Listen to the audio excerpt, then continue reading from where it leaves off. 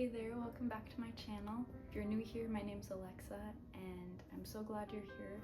I just got home from a 2.5 week European vacation last night and I'm definitely feeling the jet lag pretty bad right now. I think it's getting close to bedtime at the time that I'm filming here in California. It's the first day back, so I'm definitely still adjusting to getting back to regular life. But in this video, I really want to cover sort of my tips and tricks for finding really special and unique souvenirs that don't feel tacky or out of place. I think just like anyone else, I love a good souvenir, but I really personally can't stand the really tacky little, I think people call them tchotchkes or something, but that's just not my style, and I really try to keep my space kind of as clean and pristine as I can, while still making it feel homey and cozy and everything. So when I'm looking for souvenirs, I'm usually looking for a few very specific categories, and I'll lay those out for you so that you can maybe get some ideas and maybe search for these categories yourself if you're on a trip, or come up with your own categories and criteria when you're looking for a souvenir. Starting off, I feel like the obvious choice for a lot of people is to find a really cute mug. And mugs, teaware, glassware is the first category of things that I'm usually looking for. And I got to go to Beatrix Potter's home, Hilltop, in the Lake District near Hawkshead, England, and it was just so cool to be there. And I've been there once before in 2018 when I was studying abroad, so it was a very nostalgic trip for me, and we spent about 5 days in the Lake District, and because it's such a special place for me, I really wanted to pick up a couple of souvenirs that felt very personal and very I guess very whimsical, but also meaningful, and things that I would use. So yeah, so the first one I got here is this adorable little Peter Rabbit mug. It's so cute. It's like the perfect spring and summertime mug, and in my heart, it's still very much summer. It's only August. I don't think fall really starts until September, but especially in California. But this is my first pick. I did get a second mug, and yes, it's from Starbucks. And I usually am not the kind of person to get something like this, but it was my first time ever in Switzerland, and my husband has been there before, and we have a very good friend who lives there who we actually got to visit while we were there and stay with his family, and that was just an incredible experience, and they were so generous and hospitable. But I think just to memorialize our time there, I guess, we did get one of these little Starbucks like location mugs, and I think if it wasn't this cute we wouldn't have gotten it, but it's really cute.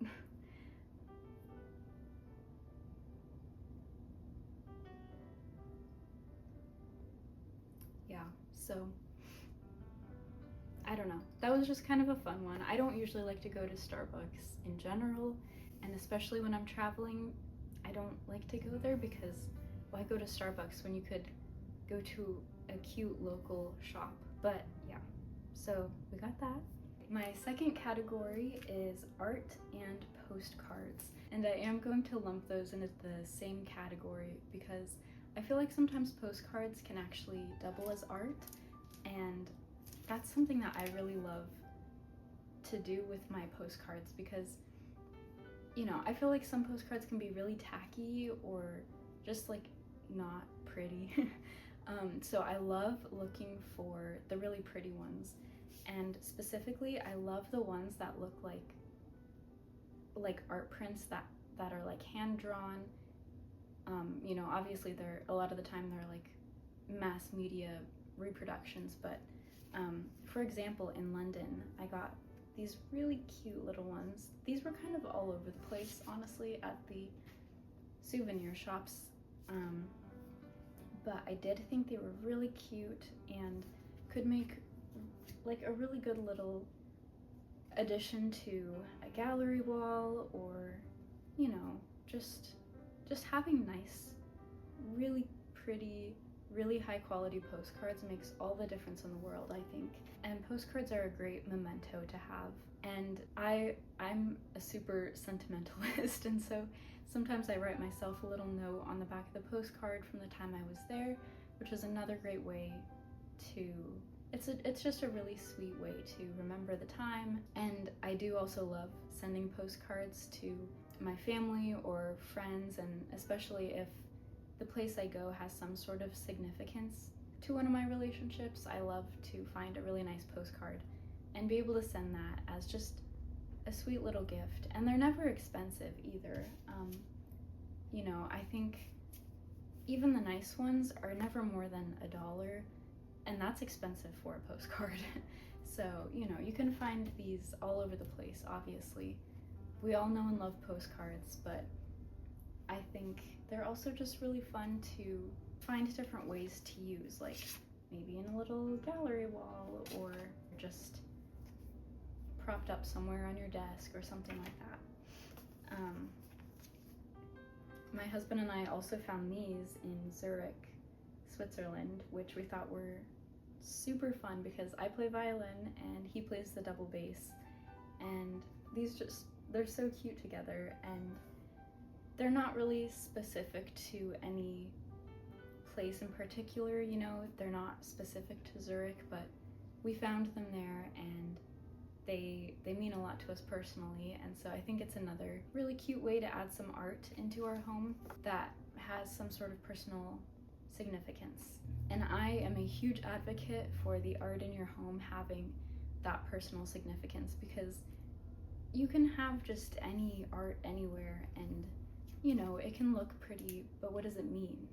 What does it mean to you? And I feel like art needs to have some sort of meaning or significance to you. And maybe it doesn't always, like you can just have a pretty painting in your home just because you like it, but it just means so much more when it resonates with you personally.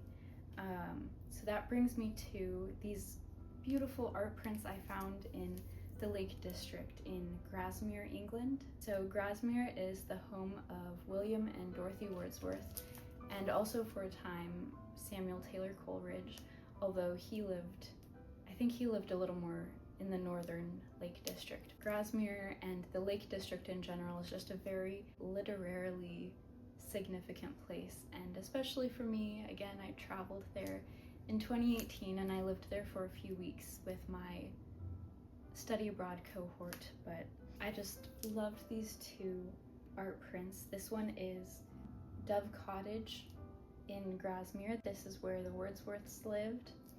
And this one is a view from a hike I did in 2018.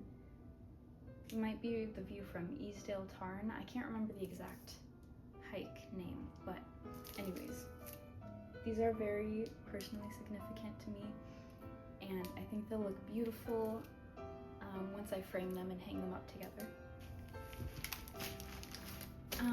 Okay, so my next category is books, and in this department I have a little bit of a book buying addiction.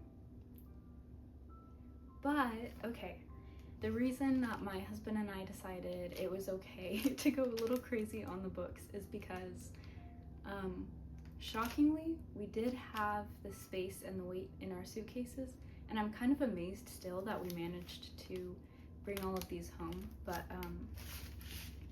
I'll kind of walk you through a couple of the books we got and the reasons that we got them, because, you know, if we're considering books to be souvenirs, they do need to have some sort of significance and tie you to the memory of that time and place. So I wouldn't say you should, okay, obviously it's up to you, but personally I wouldn't just buy any old book on a trip. I would only buy something really special and meaningful, and so I will give you a few of those examples. So starting off, I have a couple more little treats from Beatrix Potter's house. I did have to get the Tale of Peter Rabbit because it's so cute, and I don't own any of, well, before this trip I didn't own any of these books myself, and I don't have kids right now, but my husband and I bought these from the Beatrix Potter home for our future children, and we just thought that would be a really sweet, sentimental gift to ourselves and to our future family. So we did pick up 3 of the little books. I guess there are 23 in total, and that's a lot, and that was just, I think in a dream world it would have been pretty amazing to be able to buy all 23 of them at the Beatrix Potter home, but that was expensive and it felt a little excessive, and we didn't exactly have the space in our suitcase to do that. So we started off with these 3, and the really special thing about buying them at the Beatrix Potter home is when you purchase a book there, you do get this little stamp. It's just like a water adhesive stamp that you put in the book to show that you bought it at the actual Beatrix Potter home. And so all 3 of these have that little stamp, and that's just really special and really sweet, and I'm just really happy about this. I knew before we went that I wanted to buy these, so I did have that in the back of my mind, and that was kind of like the one thing that I knew I needed to buy as a souvenir. So next was kind of an unexpected book purchase for me, and this is a little set of Tolkien short stories, and I found them in an old bookstore in Ambleside in the Lake District. And this was a bookstore that my old school friends and I had gone to a few times, and so that was also super nostalgic for me. And then I guess I didn't know that Tolkien had written these 2 short stories here, so I just thought these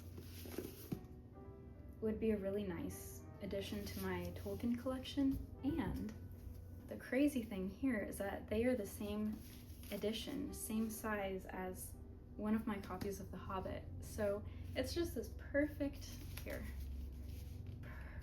adorable little Tolkien stack, and obviously I will read them.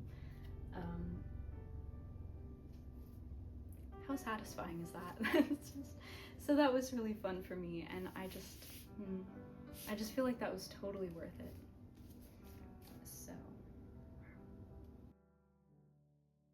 and then there's a bookstore in London, and it might be kind of throughout England at this point, or throughout London, I'm not really sure, but when I was in London in 2018, I only knew of 1 or 2 locations for this bookstore, but it's called Waterstones.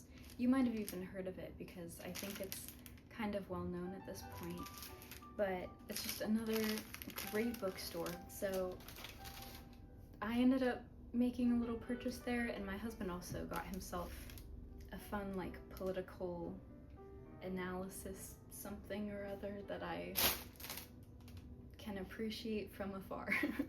Anyways, so I did find a gorgeous copy, Penguin edition of The Scarlet Pimpernel, and if you know anything about me, you know this is my favorite book, and I try really hard to not buy multiple copies of books because I do think it's excessive in general, and however, this is like the most beautiful copy I have ever seen so far. So, and there's a whole stack of these just sitting there in the bookstore, and I've never seen that. I feel like a lot of people don't know about this book, but if you don't know about it, go look it up right now because it just might change your life. It's a little bit like The Princess Bride in some ways, so if you like that story, I think you will love this.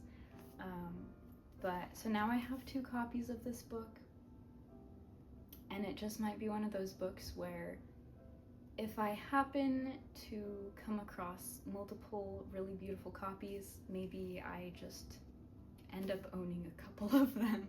How could I say no to this? So I got it.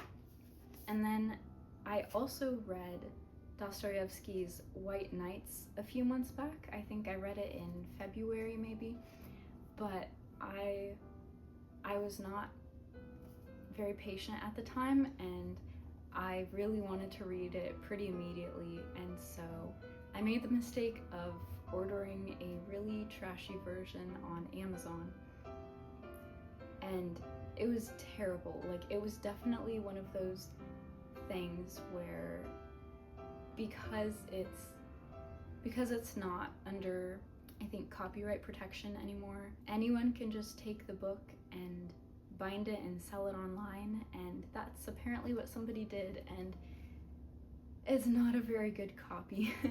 And I have always wanted my own little Penguin Classics version of it, and I found it at Waterstones, and it was only £5. So I'm super excited to have this in my collection, and it's so satisfying, and it's so cute, and this is one of those stories that I'll definitely reread, and I love this short story. So I also recommend this if you haven't read it, but how satisfying is that?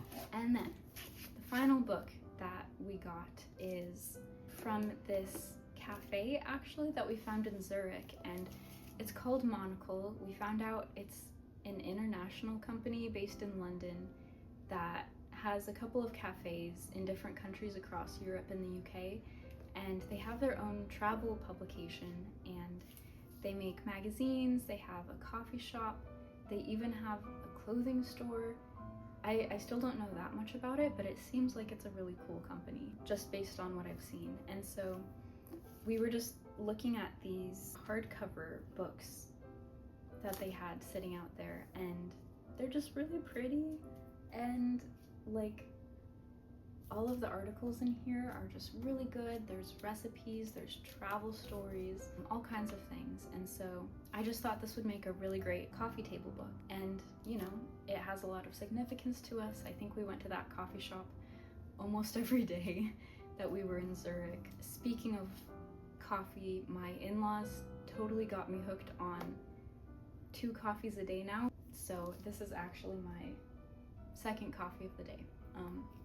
Yeah, so I need to tone back down the caffeine. But 2 coffees a day did mean that we got to go to Monocle and also a couple of other cool little local cafes. But yeah, so this is my new coffee table book. My very last category is consumables, and by this I mean anything you can eat, drink, or consume in some way.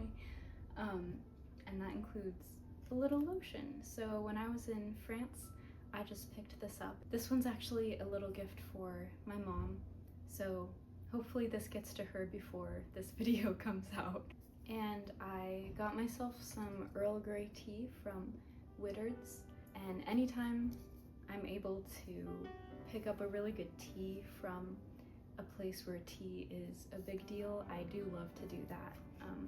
And I know that I will definitely drink all of this, and I did end up getting one of these little reusable tins because it's really nice and pretty, and also it's reusable, and so I won't have to just throw it out when I'm done with it. I'll get to keep it and reuse it, and that will serve as a memento.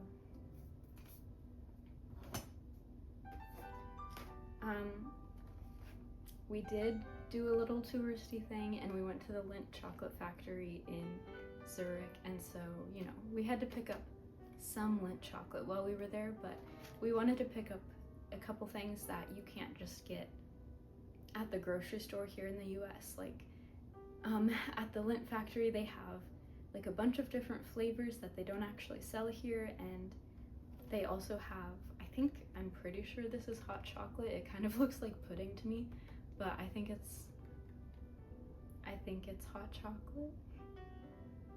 I guess I'll find out. And then because the Lindt place was pretty touristy and you can get regular Lindt chocolates almost anywhere, we did pick up a little bit of this dark chocolate, which is made specifically in Zurich. And so this is just a really pretty chocolate, and we got some for my family too to send to them, but I do think this is just a really fun one that you can't get in the US. So if you are picking up food or consumables, I definitely recommend getting something that you can't get in the place you already live, because I think that kind of defeats the purpose. I would also say that beautiful little handmade soaps fall into the consumables category, and I did not purchase this one, but my mother-in-law found this really cute soap shop in Covent Gardens in London, so she ended up buying a couple of these, and then she surprised me later and was like, hey, I got like a lot of these, you should pick one out and just take one for yourself. So that was really sweet of her, and so now I have this little rose scented handmade soap. And this one has like essential oils, rose. It's just really pretty and it smells incredible. And I never buy little things like this for myself. So that was just a really sweet gift from her that I wouldn't have thought of myself. So thank you to my mother-in-law for this and for giving us all another idea for a little souvenir. And then category 5, my very last category for you, is stationery and journals and that sort of thing. So this is a little notepad, I guess. I wasn't going to get this initially because it's not, I don't know, I love it. I think it's really pretty, and it has all of these different little patterned note cards you can just write on the back of, or you can use for scrapbooking or anything like that. And initially I was not going to get it because I did like it, but I didn't think it was, I don't know, I guess I didn't think it was like distinct enough to justify getting. And then my husband was like, you like it, let's just get it. So he took it and bought it, and so now I have it. But that was a sweet little thing. So now I guess I have that memory associated with it as well, and he wanted to get it for me because I liked it. Even though I couldn't personally justify it, he was like, I'm gonna justify that for you. So that was fun. So that is all I have for you today. Thank you so much for watching. Let me know in the comments if you have any other ideas, or if you also have some sort of like souvenir buying system where you have categories of things that you want to get, or if you're completely different from me and you have like a totally different approach, let me know that as well. So yeah, please like and subscribe if you liked this video and if you want to see more content like this. And yeah, thank you for being here.